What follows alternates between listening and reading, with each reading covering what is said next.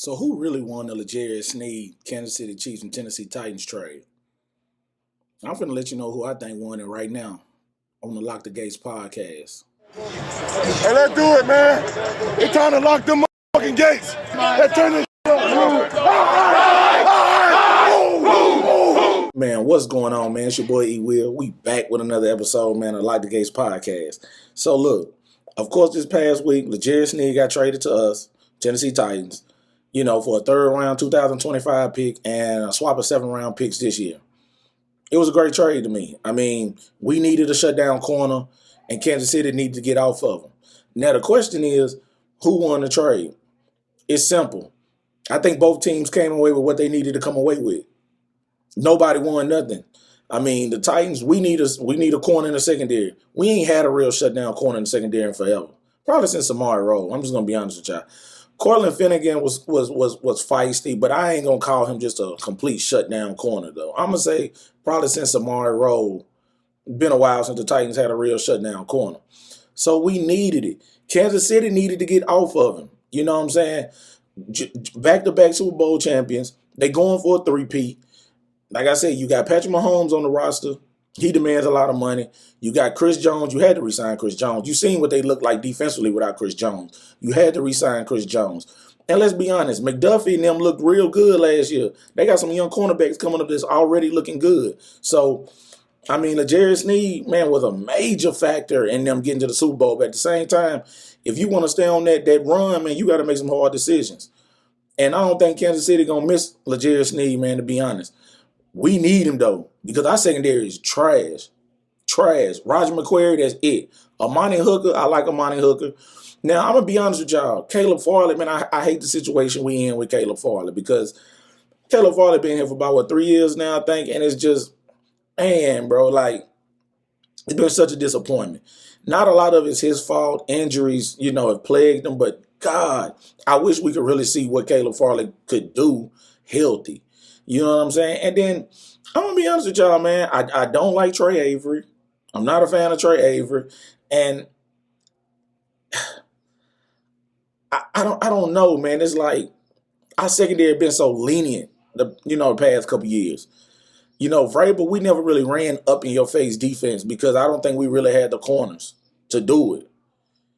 We just really never had the corners to do it. And of course, Byers, gone. So you only got Amani Hooker in the back. So when you bring in a guy like L'Jarius Sneed to pair him with, Chibodeau Awuzie and Roger McQuarrie, I think you kind of turned over the secondary a little bit, man. I think the secondary is looking nice. I just wish we can get a real reputable safety back there with Amani Hooker. And Amani Hooker got to stay healthy too, man. Like I say, Titans going to go as far as they help. And Will Levis.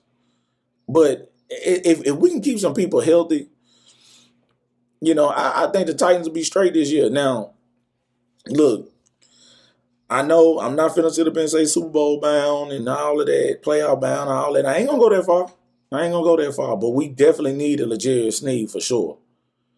So, I mean, when you looking at that trade, we get L'Jarius Sneed, they get the pick for next year.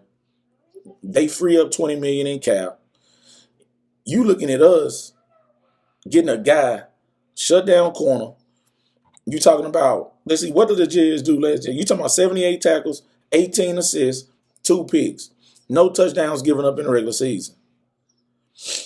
You can't beat that, man.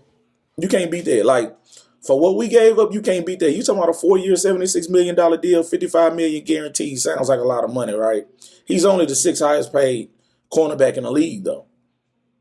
You got guys like Jair Alexander, LaShawn Lattimore. You got guys like that making more money. Denzel Ward making more money. So, but these guys ain't been on, they wasn't on 2-time Super Bowl champion Kansas City Chiefs, 3-time Super Bowl champion Kansas City Chiefs. My bad. I keep forgetting they stepped on the 49ers twice. And then had to take care of Philly.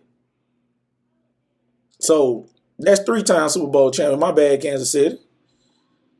So, come on. I mean, you getting a guy like L'Jarius Sneed that's coming from that type of pedigree. And come on, man, look, I love my team to death.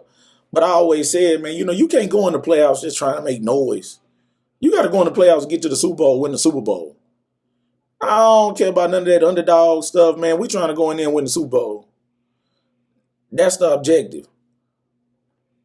I see guys like DeAndre Hopkins, man. I listened to his interview the other day, with, I don't know if that was Paul Kaharski he was talking to, or I think it may have been Paul Kaharski, though. But he was saying that, he want to win a championship. You know what I'm saying? And let's be real. There wasn't a lot of teams that went for DeAndre Hopkins. It was really only the Titans and the Patriots.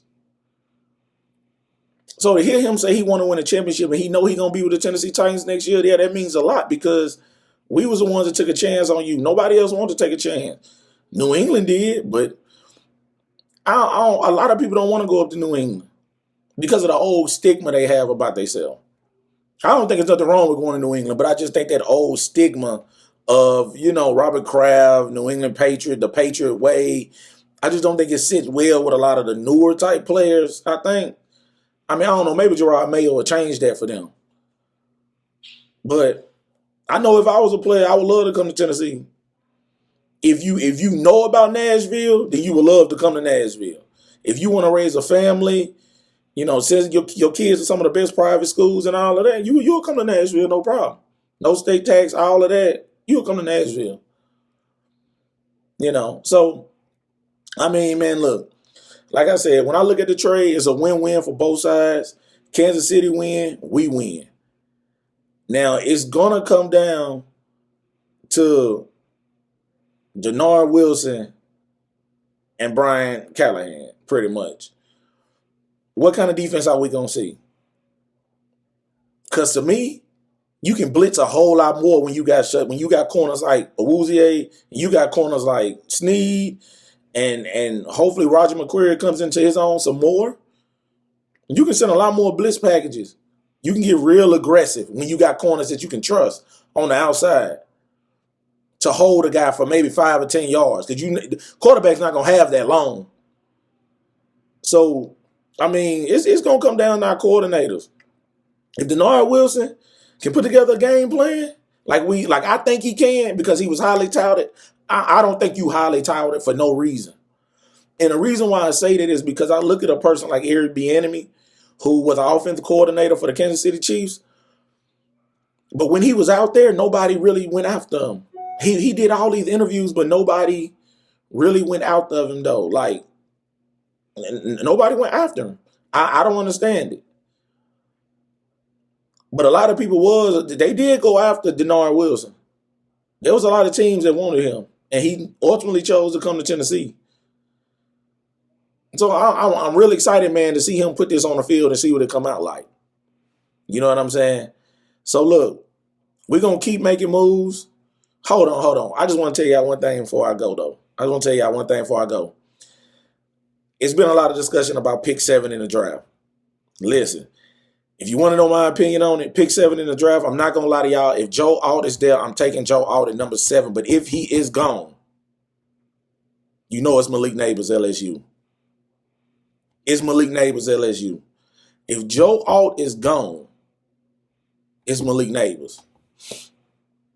Because we don't have D-Hop and Calvin Ridley for too long. I was watching Locked On Titans with Tyler. He right. We don't have them for too long. We don't have these guys. These guys are 30-something years old. We're going to need a young buck to come in and get it going right when they walk out the door. Treylon Burks. I agree with Tyler again. Treylon Burks. Phillips. Love them to death. But, man, it ain't looking like it's going to pan out unless they show me something this year. And Phillips, he showed glimpses of being like he could be that real shifty slot guy, but it's not enough. The injuries is just overwhelming the production at this point. So, hey, I can't wait to see what we do at pick 7. I cannot wait to see what we do at pick 7. That's going to be an important pick. And that second round pick, I think at pick 38 is going to be important too. But pick 7 is going to be very, very interesting. So, yeah, look, we're going to keep our eyes open. We're going to keep watching. I got another video I'm finna drop for y'all, but I ain't going to get into that one right now because I'm going to drop it right back after this one. But look, Y'all stay up with me. Look, hit the like button, hit the subscribe button, comment down in the bottom, man. Talk to me, man. Look, who y'all think really won the trade? You think Kansas City won the trade, or you think the Titans won the trade? But y'all know, man, it's your boy E Will, and I'm out, man, till another one.